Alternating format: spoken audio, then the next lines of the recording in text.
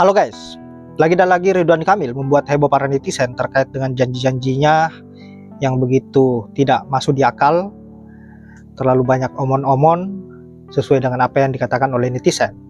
Dimulai dari janjinya tentang mobil curhat, kemudian ingin mengubah Jakarta Timur setara dengan Dubai, dan juga membagikan anggaran senilai 200 juta per bulan untuk warga Betawi jika terpilih menjadi gubernur di DKI Jakarta. Dan yang terbaru, janjinya yaitu beliau ingin membangun stadion yang bertaraf internasional karena beliau menganggap bahwa JIS ini stadion yang belum layak.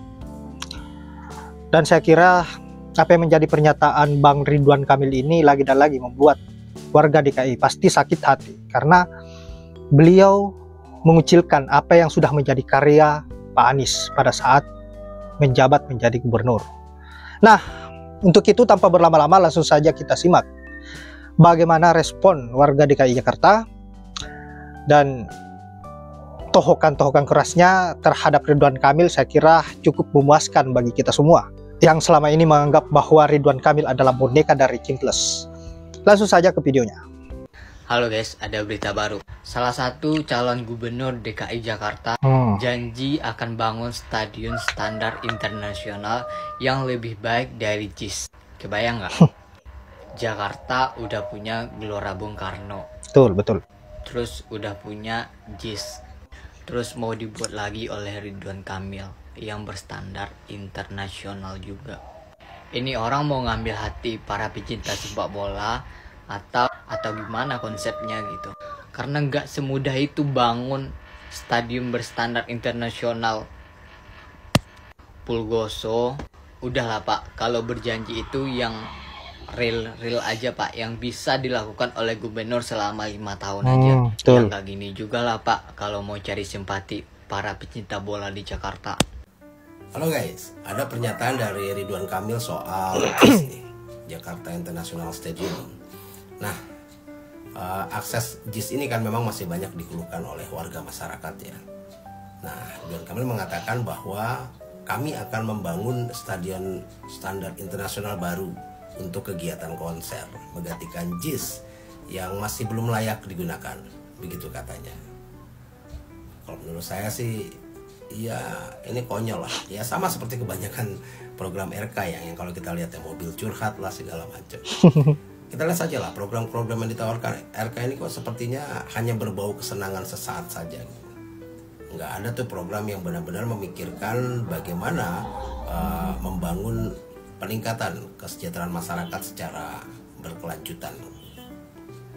Kalau misalnya gini deh, oke lah dia mau bangun, ini mau bangun di mana kira-kira? Apa masih ada lahan di Jakarta yang cukup untuk membuat sebuah stadion internasional baru gitu? Ya paling mungkin dia akan membangunnya di PIK 2 misalnya. Ya nanti yang bangun ya pasti Aguan bukan Ridwan. Ya tapi bisa aja nanti diaku-aku sebagai ya hasil karya Ridwan gitu. Ya. Tapi kalau menurut saya sih begini ya. Membangun sebuah stadion internasional yang berstandar internasional ini kan nggak murah gitu ya. Ya akan jauh lebih baik kalau anggarannya dipakai buat mengupgrade yang sudah ada. Betul. Jadi kalau soal akses ya, jika aksesnya bermasalah carilah solusinya. Ya.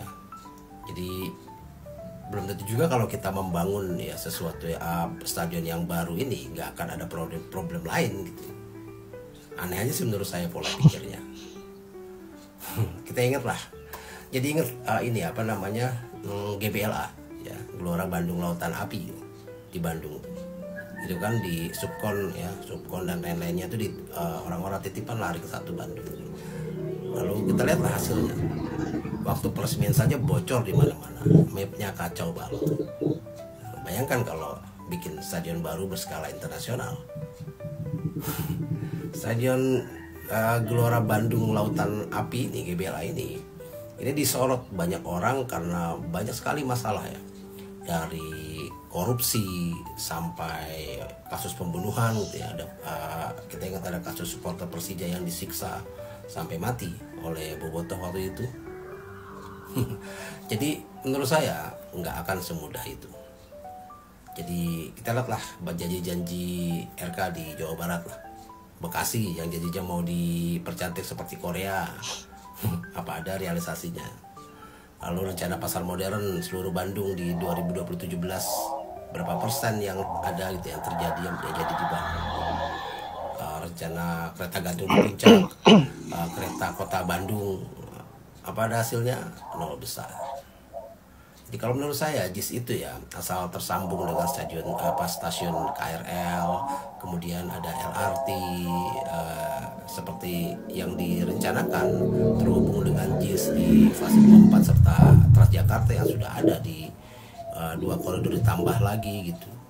Ini jika beroperasi, kalau ada event di JIS, saya rasa headway-nya akan cepat gitu ya. Jadi ya nggak akan ada kejadian seperti inilah. Orang juga lalu lintasnya akan jauh lebih mudah.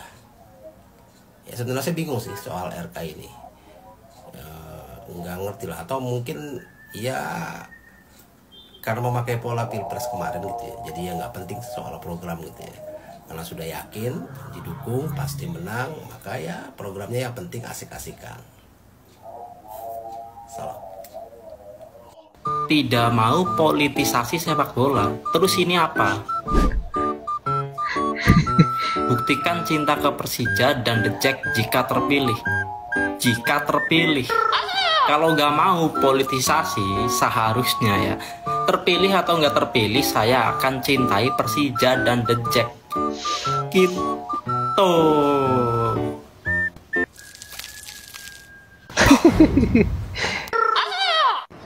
Gin. Apa? Lu ngapain di sini? Gue mau cari Ridwan Kamil, kira-kira dia nonton Persija nggak ya? Katanya kan dia mencintai The Jack sama Persija. Menurut lu gimana? Menurut gue sih nggak ada. Soalnya dia bilang kan dia nggak mau memanfaatkan ceruk Persija itu. Memang belum jadi. Berarti dia cuma ngomong doang ya? Ya. Kota paling stres nomor 9 di dunia itu Jakarta. Assalamualaikum warahmatullahi wabarakatuh. Ketemu lagi dengan saya Tom Selembung, si lempar umpan lambung. Jangan lupa like, share, dan follow ya. Ini dia terkait pernyataannya Kang Emil nih, ya kan.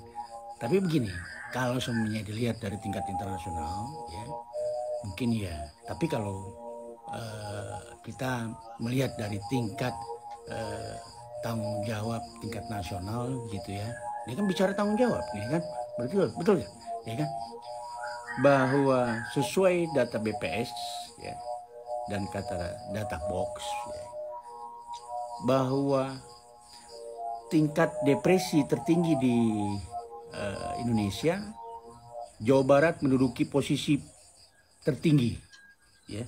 Lalu diikuti oleh Kalimantan Timur, Banten, Sulawesi Selatan, baru DKI Jakarta.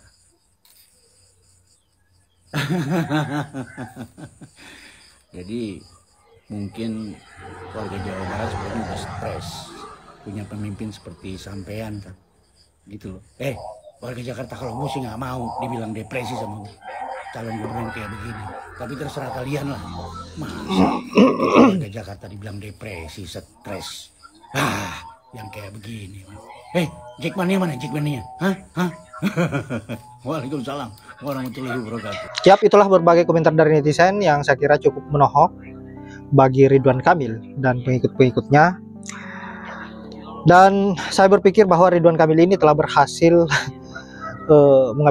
mengaplikasikan ilmu dari junjungannya, yaitu Mulyono. Bahkan saya lihat Ridwan Kamil lebih pro ngibulnya dibanding Pak Mulyono. Bayangkan saja kemarin-kemarin dia mengatakan bahwa dia tidak ingin mempolitisasi Persija, dan sekarang menawarkan Jackmania bagaimana agar bisa bertemu, dan bahkan dijanjikan ingin membangun stadion yang bertaraf internasional. Apakah itu bukan bagian dari politisasi? Aduh, Pak Ridwan Kamil saya kira betul-betul wajib untuk ditolak di DKI. Nah, sahabat-sahabat, saya kira hanya itu. Terima kasih sudah menyempatkan diri untuk menonton, dan semoga ada manfaat dari video yang saya akhiri dengan ucapan wallahul muwaffiq ila aqwamit thoriq. Assalamualaikum warahmatullahi wabarakatuh.